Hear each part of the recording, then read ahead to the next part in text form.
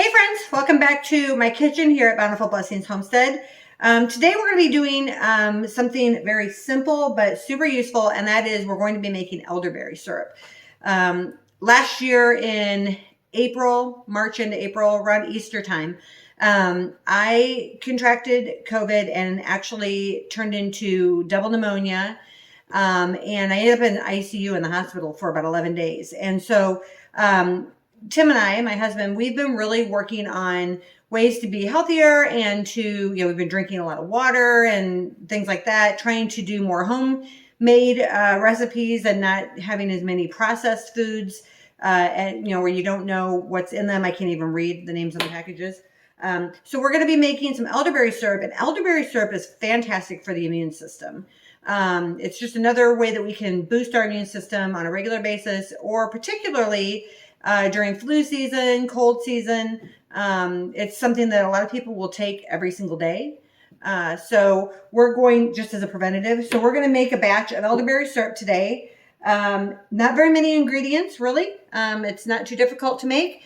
And so I'm going to walk you through that process. So the first thing we're going to need is to get out all of our ingredients in a heavy bottom pan. So we've got that out, and then we're going to combine most of the ingredients into our pan and simmer them down. And then we will add some more at the end. All right, so I've gathered all my ingredients. Probably the most important, obviously, is elderberries. And you can actually purchase these on Amazon in a 1-pound package. You can purchase them from a lot of health food stores and things like that. The other thing I'm going to be adding is rose hips. Rose hips are also really good, filled with antioxidants and things of that nature. And then we're going to add some cinnamon sticks right here, water, and honey. Okay. Now, I know when I first watched videos to kind of learn how to make elderberry syrup, I watched Jess from Roots and Refuge Farms, which is a fantastic channel. If you haven't watched her, you need to watch her. And I can link her channel below. But she also puts in hers ground cloves and a little bit of fresh ground ginger. So you can add whatever you want to as far as fresh herbs and things go in order to help with the flavoring. But I don't have those today, so we're just going to work with this, and that'll work out just fine. So 3/4 of a cup of dried elderberries is the first item. And this little container is 3/4 of a cup. So we will... They really smell good. If you haven't smelled elderberries, they smell very sweet. And when you get your package, if you get one from Amazon, they come in a Mylar bag, which is fine. But I like to transfer my berries and things into glass jars with lids because they stay fresher longer. It's just my preference. So 3/4 of a cup of dried elderberries, 3 cinnamon sticks. There are cinnamon sticks here. The cinnamon sticks I get in bulk through Azure. Azure is a kind of like a co-op. You order online, and everything is organic, non-GMO, very healthy, sourced from either their own farms or close by farms that are, also organic for things that they don't grow. And I get all of my bulk, dry goods, beans, rice, you can get flour, sugar, and you can get smaller quantities, but of course, when you get bulk, you get a better price. So I have found the pricing to be really good. I'll put a link below if you're interested in checking out Azure. The way it works is that they drive all over the country with their own trucks, and they deliver to drop-off points where people have volunteered to be like a drop coordinator. So the one that I do, I live in Eustis, Florida, and I actually pick up my Azure in Winter Garden. So we drive about 45 minutes to go to the drop point and pick up our items, and everybody helps unload the truck, and then you take your stuff and you go. And it's a once-a-month drop. So I'll leave a link below if you're interested in checking that out as well. All right, so we have our elderberries, we have our cinnamon sticks. Now we also are going to need a 1/2 cup of dried rose hips. So that is right here. We just need a 1/2 cup, which is not quite a full cup of this. That's about a 1/2 cup there. Okay. And And then we're going to use 3.5 cups of water, which I already have measured out here. It smells like potpourri in my house. Okay, so I'm going to bring this to a boil over medium heat. Okay, and then once I bring it to a boil over medium heat, I am going to drop it to a simmer just right when it starts to boil. I'm going to drop it to a simmer, and then I'm going to cover it.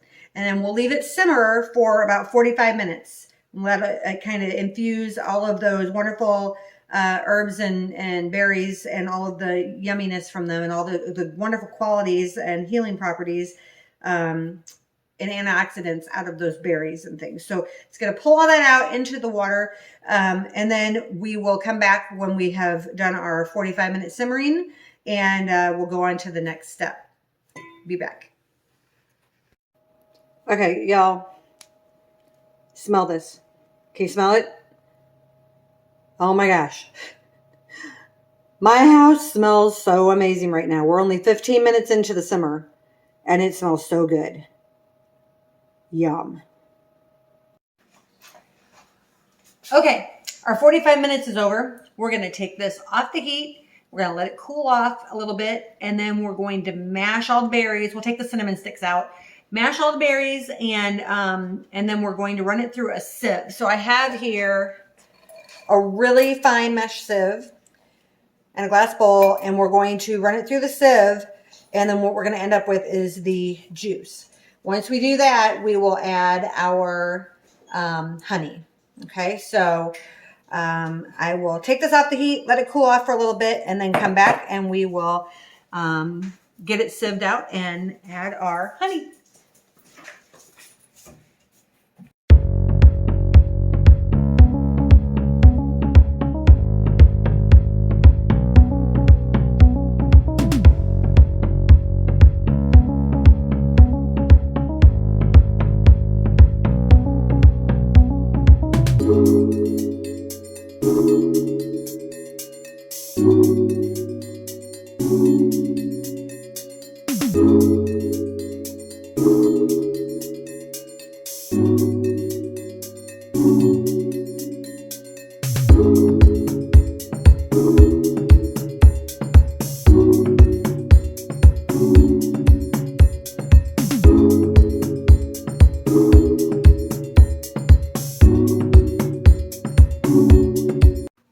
Okay, so what we're left with is 2.5 cups, roughly, elderberry syrup.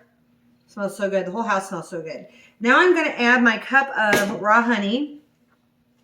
And my suggestion to people is that you get your raw honey locally, because local raw honey is going to help with allergies as well as colds and things. The bees, when they make their honey, if they are local bees, they're feeding on local plants. So when they do that, the honey that they make helps with local allergens. So it doesn't do any good to get local honey from California and use it here in Florida. I mean, the honey has good properties, but as far as like for allergies and things, that's not going to help at all. So we're going to stir this in really good. And then we're just going to store it. I have these glass bottles that I like to use to store things like this, elixirs and things. I also use those to ferment my vanilla when I make homemade vanilla.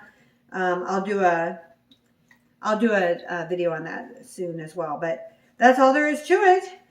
You can take this, every day, as a teaspoon as a kind of a preventative. To help boost your immune system, or if you feel like a cold's coming on or you're just not feeling really great, you can start taking this as, something to boost your immune system during that time. So I hope you found this useful. I'm going to get this bottled up and then be on my way with it. So